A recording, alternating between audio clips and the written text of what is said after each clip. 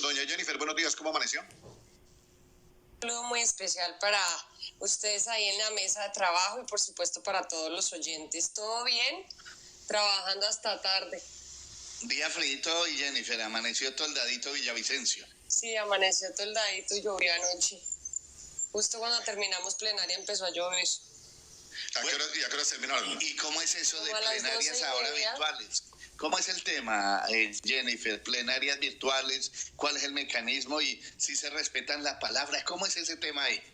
Pues a mí me ha parecido muy interesante, la verdad, cuando uno está en el recinto a veces es difícil de pronto hablar porque hay mucho ruido, no de nuestros compañeros solamente, sino que están las tribunas y entran muchas personas y hay mucho ruido y aquí es muy oportuno porque uno puede hablar durante el tiempo de manera continua, sin ruido, con toda la atención de quienes están siendo pues digamos debatidos pues en los citantes o las personas que están en el recinto, así que me pareció interesante. Básicamente funciona igual.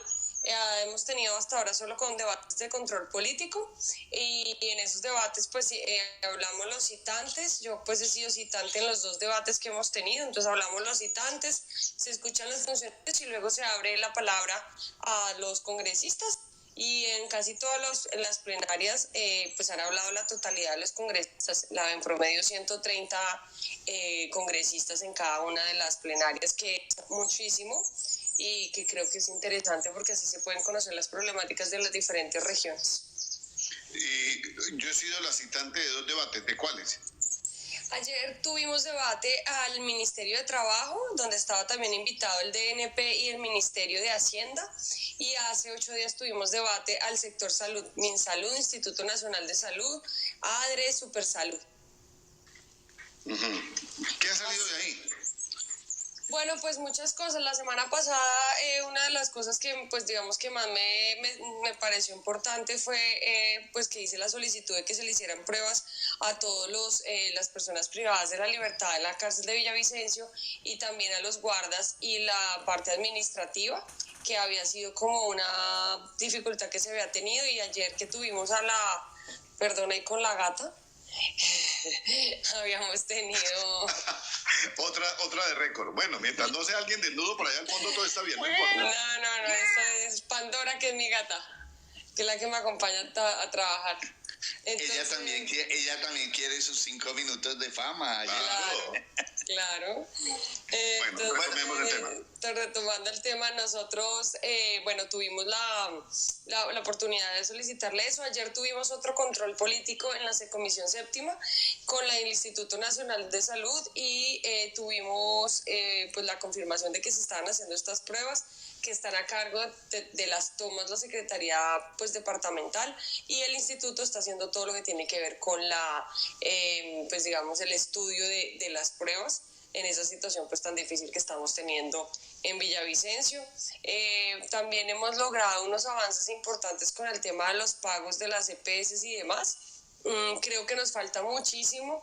Hoy tenemos otro debate de control político en la Comisión Séptima, ahorita a las 8, y están todos convertidos invitados a las EPS porque hemos tenido realmente muchas quejas con el tema de las EPS y en eso estamos trabajando constantemente.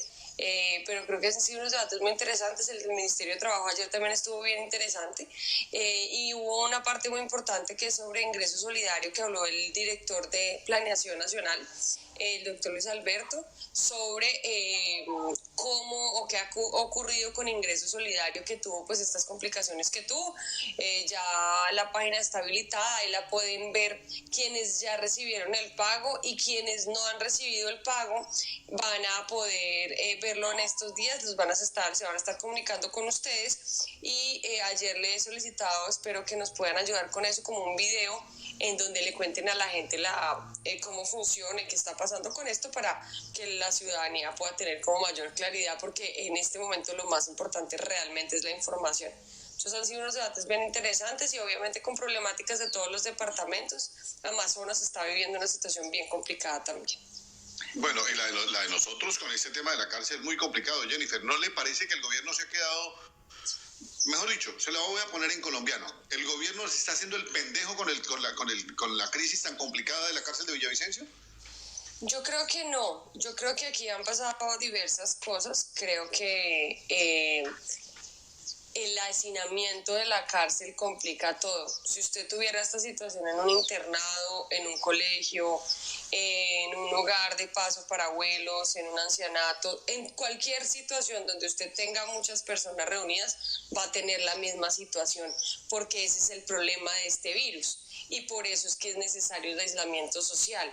Lo que está ocurriendo en la cárcel es apenas previsible porque están encerrados y hacinados y es obvio que va a ocurrir esto. Creo que es muy clave que sepamos de dónde arrancó, porque hasta el momento hoy no hemos sabido de dónde arrancó para de esa manera poder determinar cuál puede ser la situación real. Y no hemos sabido probablemente porque de pronto no nos han contado, obviamente ellos están en todo el estudio epidemiológico. Creo que nos hace falta un poquito más de pronto de agilidad en empezar a hacer un aislamiento de quienes están sanos, de quienes no, pero como les digo, se empezaron a hacer las pruebas y tienen que hacérsele a todos, absolutamente todos los que están privados de la libertad y quienes están en la cárcel.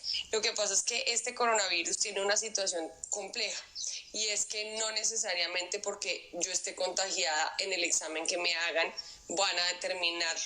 Es decir, yo puedo haberme contagiado hoy y no me va a aparecer en el examen hoy, sino me aparece hasta dentro de 4 días, pero me hicieron el examen hoy.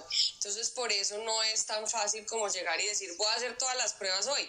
Entonces vamos a coger todos los privados de la libertad, los ponemos en línea, les hacemos las pruebas para saber en qué estado están, porque debe hacerse de una manera paulatina. Por eso se arranca con quienes han tenido síntomas, bueno, en realidad se arranca con quienes estuvieron cerca en ese núcleo, se va expandiendo, se va a los que han tenido síntomas, luego se va a los que tienen una enfermedad con preexistencia que pueda agravar la situación, pero no es tan sencillo. Uno pensaría, no, pues háganle a todos, no, porque tienen que tener ciertas condiciones para que la prueba sea efectiva y eficiente.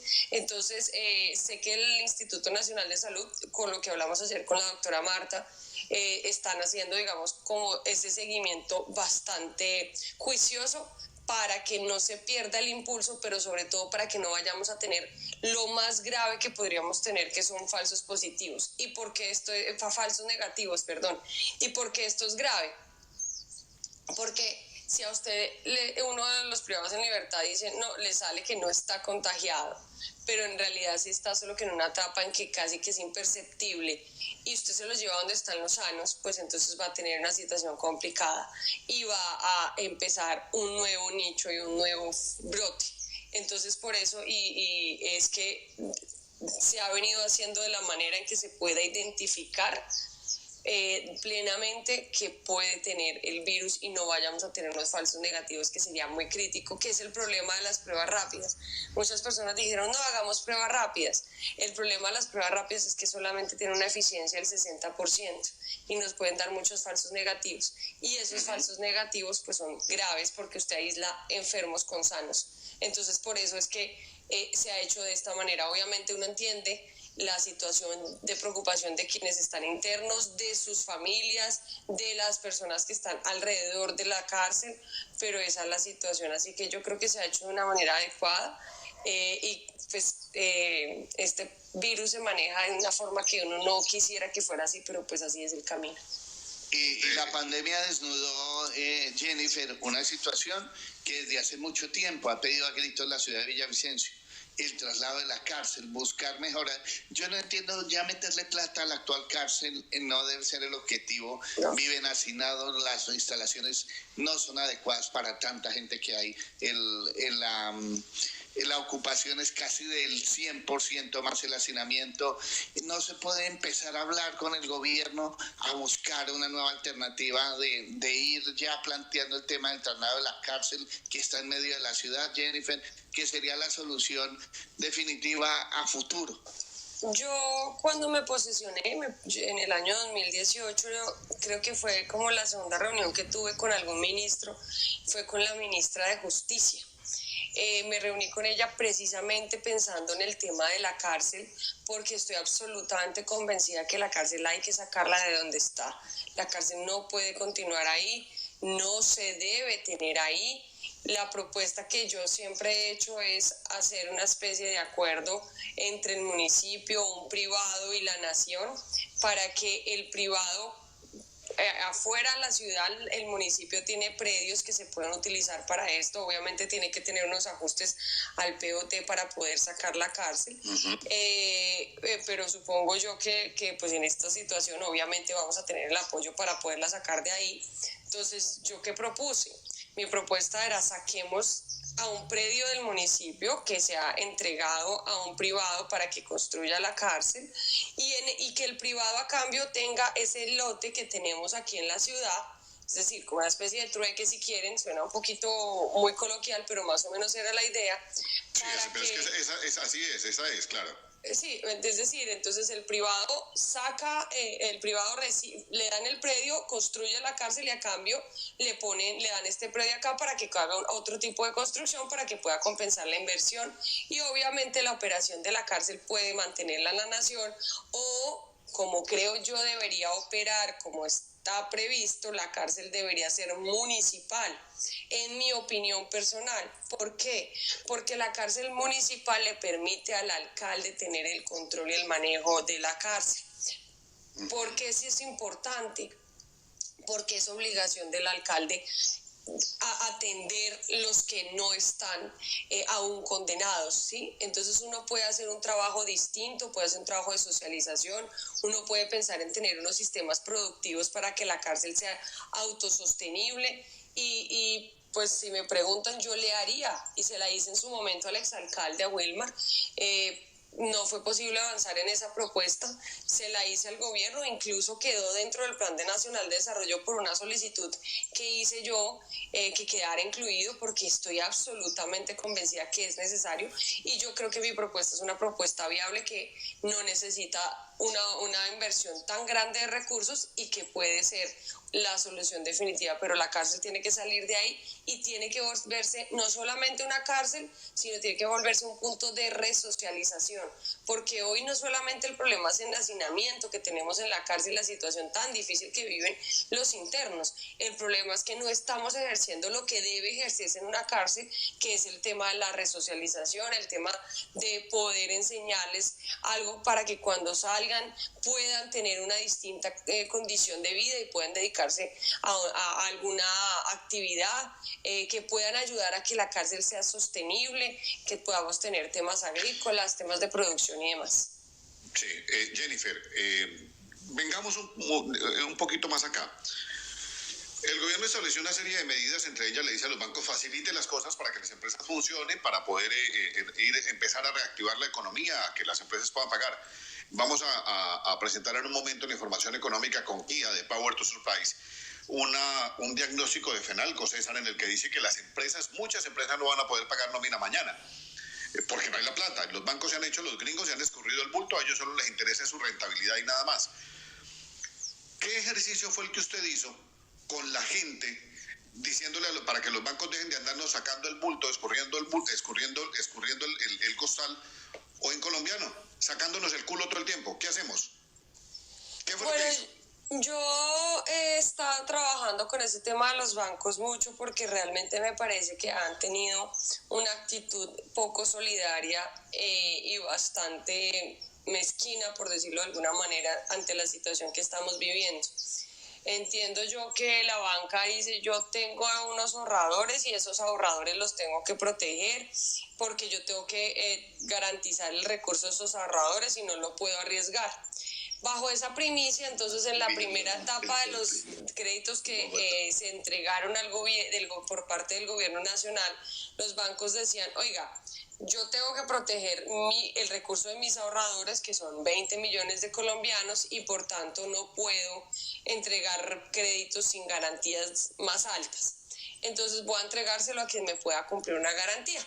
En ese sentido, claramente es muy importante que ellos mantengan su capacidad de ahorro y de poderle responder a los colombianos por su ahorro.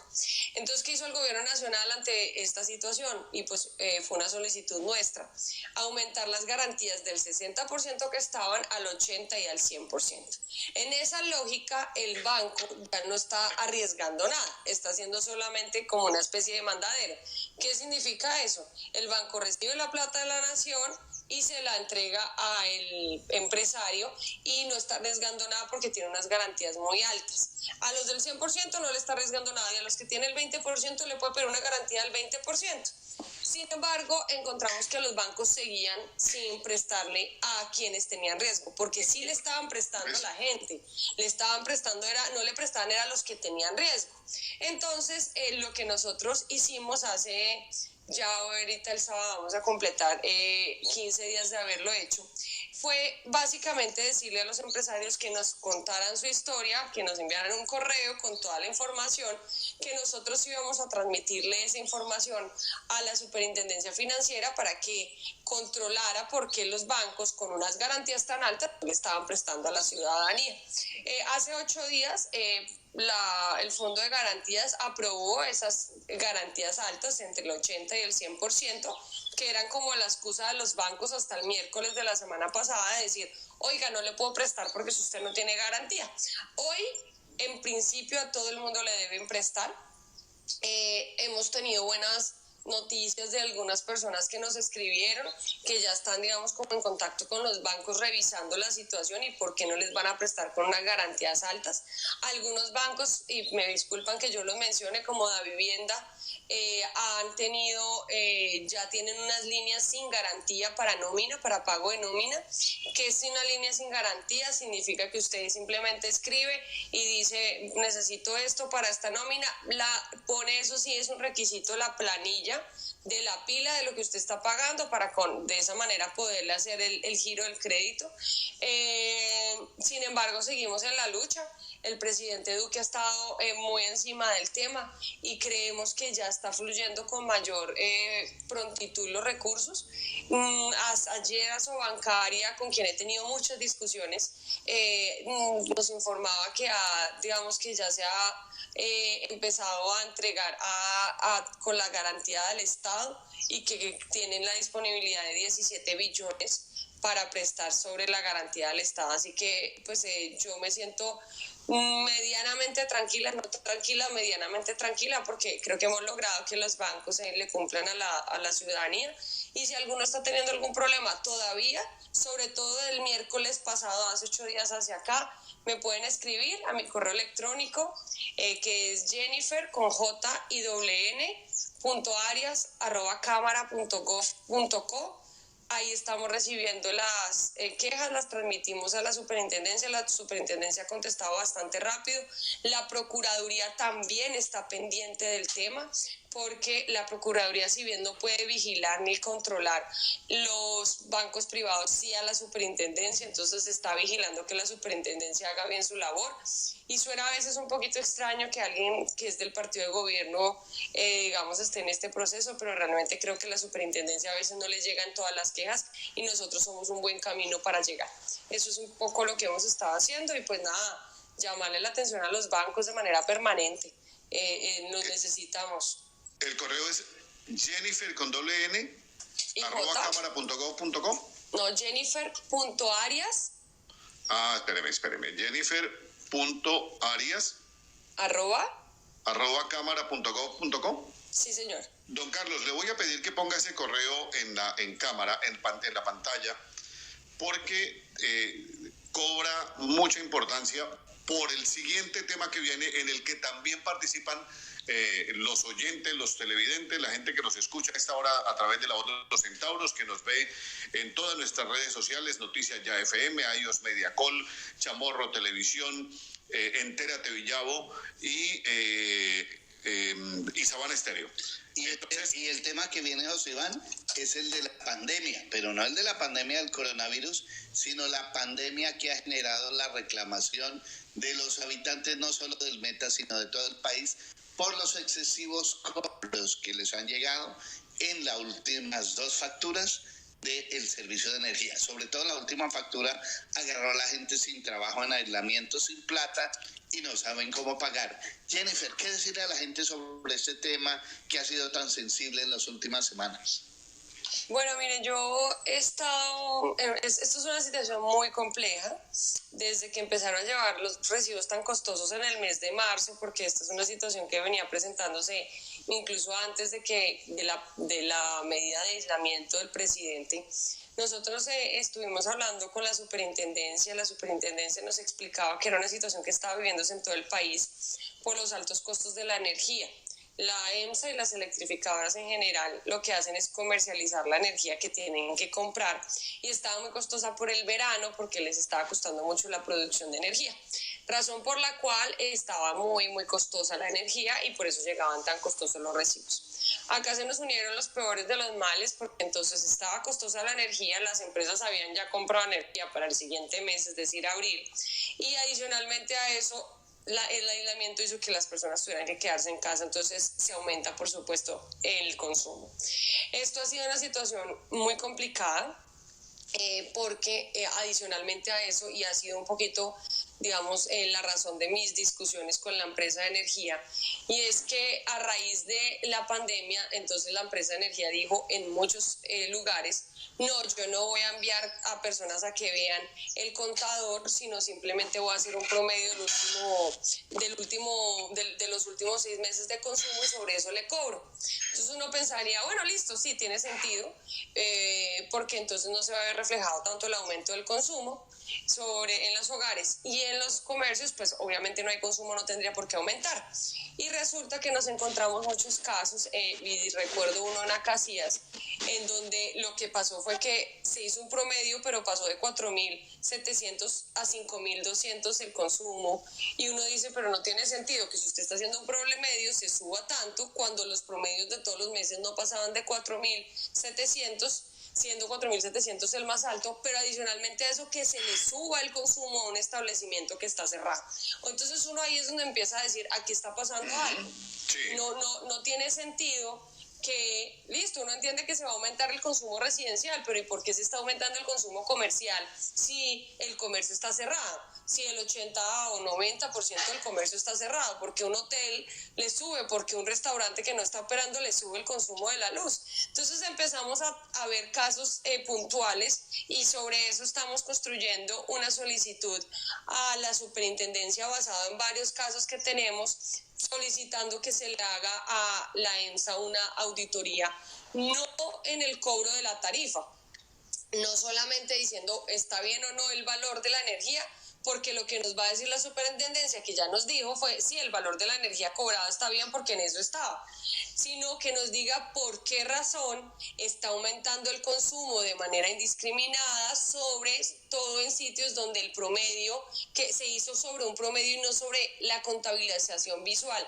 Y uno no entiende por qué no se revisó y no se hizo contabilización visual, es decir, por qué no fueron a tomar la medida del contador en municipios como Acacias, porque uno comprendería que de pronto municipios como Macarena, bueno, o Mapiripán o Uribe, que uno dice no, de pronto porque es que no puede llegar, que tampoco es una realidad, no pudo hacerlo, pero en Acacias, que está aquí a 30 kilómetros de Villavicencio, ¿por qué no van a poder medir y por qué se está haciendo sobre promedio? La superintendencia y la CREC jamás dijo que podían hacerlo sobre promedio, necesita unas condiciones para poderlo hacer. Entonces esa es, digamos, un poco mi debate, porque creo que el problema no está en el costo de la energía solamente, aunque también ahí tenemos una discusión, sino en la manera en cómo se está midiendo el consumo de la ciudadanía. No tiene sentido que una persona que vive sola, que me pasó también un caso, que pagaba 100.000 pesos, paga ahora 200.000 pesos. Esto tendría que significar que aumentó su consumo en el 100%, es decir, duplicó el consumo, y cuando uno va a ver, el consumo no ha aumentado tanto. Entonces eso es un poco lo que estamos haciendo. El sábado próximo tengo una citación de una audiencia pública con el gerente de la electrificadora, que espero que vaya.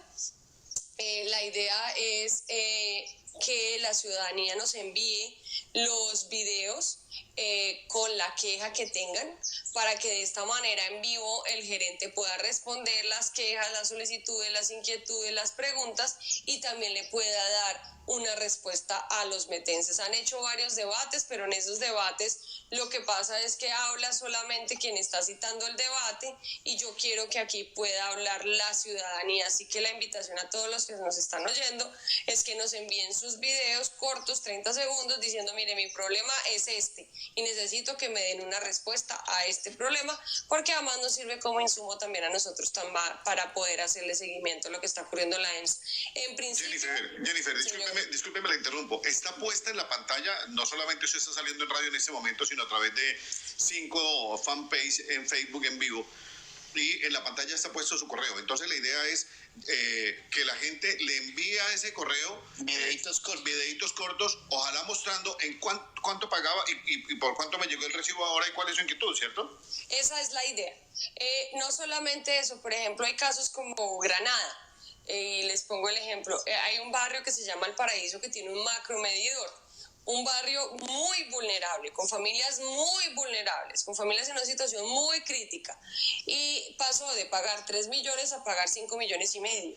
Entonces, eso uno no lo entiende. Uno dice: pero ¿cómo es posible que un barrio vulnerable, tan vulnerable, tenga una condición de estas?